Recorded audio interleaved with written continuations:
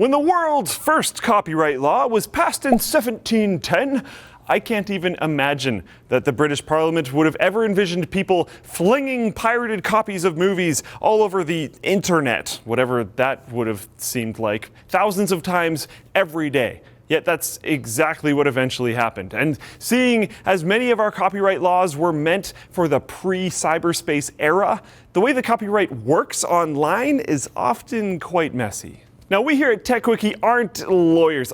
That's not entirely true. John, our writer, did graduate from an American law school. But anyways, we can help clear up some of the misconceptions around what you can and can't do online, at least legally.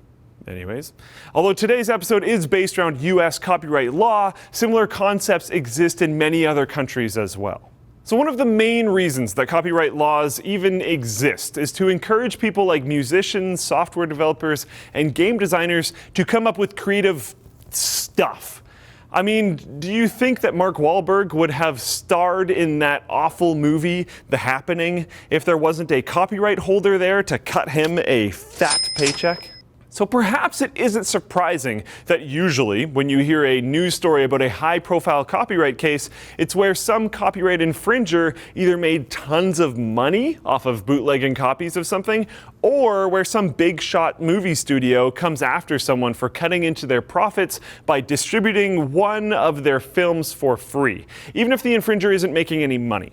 But let's assume that, like most people, you aren't running a huge bootleg operation and are concerned about whether you can do something like share a screenshot from a movie on your blog or play a song in the background of a YouTube upload. This is where fair use comes into play, and a really important concept that's misunderstood by a lot of people. In a nutshell, most kinds of creative work, including songs, books, and the angsty poems that you wrote when you were a 16-year-old scene kid, have an automatic copyright that applies as soon as they're created. But that doesn't mean no one else can ever use them. Fair use helps keep people from getting sued for copyright infringement as long as they're using stuff, well, fairly. But what constitutes fair? That's a pretty subjective question that courts use several factors to answer. But generally speaking, the most important one is whether you're costing someone money by how you're using their stuff.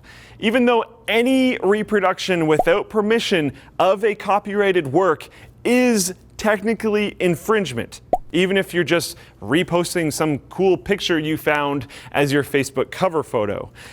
That being said, if one day you get a nasty letter from someone's lawyer, you can probably assert fair use if you're not affecting someone's bottom line. On the other hand, simply posting something with a disclaimer that the content isn't yours doesn't automatically make it fair use. If you're seeding a torrent of a copyrighted song, fair use will not save you from the wrath of a recording studio, even if you say, "This isn't mine, I'm not making money off of it." Since people are just going to download the song anyways for free instead of paying for it on iTunes or wherever else, the company will see it as a hit to their bottom line, whether or not that person would have bought the song at all or not. This concept also comes to play if you've ever spent any time reading or writing fan fiction.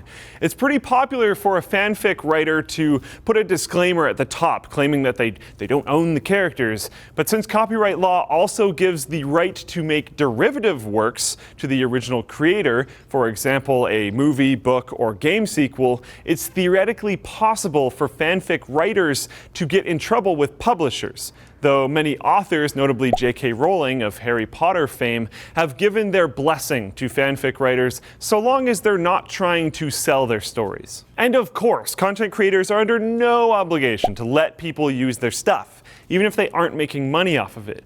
But at least the way we think about laws in an age where anything can be uploaded in a matter of seconds, seemingly, they're catching up to reality, even if the process is a bit slow. One appeals court in the US recently ruled that fair use should not just be a legal excuse for infringement, but instead a right that shouldn't constitute infringement at all. After Universal issued a takedown notice after a woman uploaded a 30-second clip of her kids dancing to a Prince song, meaning it may be the case soon where major companies have to actually think before just flagging everything they can.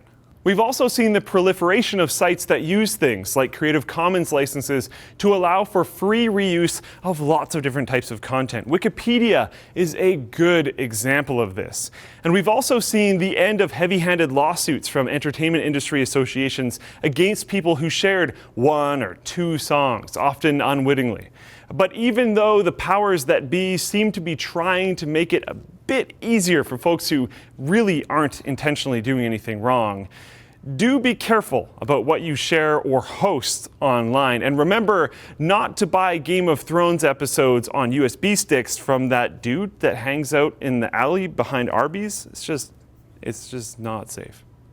FreshBooks is on a mission to make freelancers less stressed and more organized through their easy-to-use tool for crafting and sending professional invoices in seconds. FreshBooks also helps you track your hours, so when it comes to create said invoice, you know exactly what you did, when you did it, and who you did it for. And you can even accept deposits from those people through their platform, so you are paid on your schedule. They also have a tool to manage your expense reports. Their mobile app lets you take a picture of your receipts, and it pretty much handles the rest. Getting started on FreshBooks is extremely simple, even if you're not a numbers person, and they say especially if you're not a numbers person. You can try FreshBooks for free for 30 days by going to freshbooks.com/TechQuickie and entering TechQuickie in the How Did You Hear About Us section.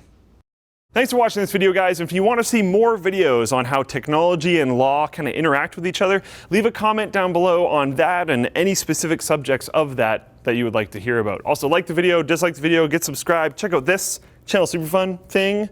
It's cool and stuff, and I'm gonna go away, but this isn't low enough, so I need to keep going. Am I gone now? Okay, that's good.